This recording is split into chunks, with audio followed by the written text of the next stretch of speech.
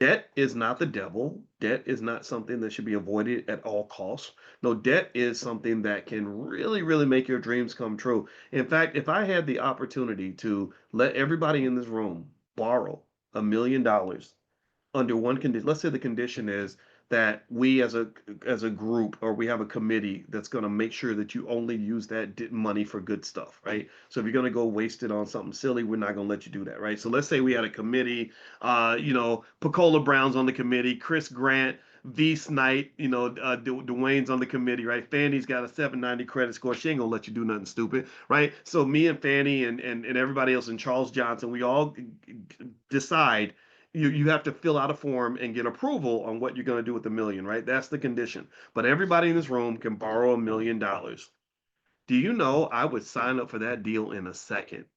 I would say, yes, we're in. We're in. All the, however many thousands of you they're going to hang out with me today to watch this conversation. Like, we're all in. Why? Well, because now we can go out here and make some dang money. Do you know how much income you could make? Do you know that $1 million will work harder than you could ever work?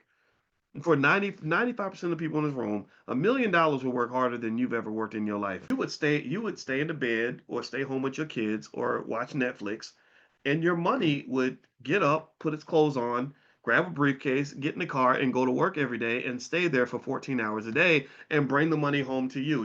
You would be pimping your money. You would be the pimp, right? So because you would be getting all the money and doing none of the work, and the money will be out there on the corner bringing every dollar right back to you. And so I want you to pimp your ride. I want you to pimp your bank account, pimp your wealth, and let your wealth do the work, right? If you had $1 million in cash that you could then go and invest safely in stocks, you could probably generate 150, $200,000 a year easily, right? So having access to capital, that's everything.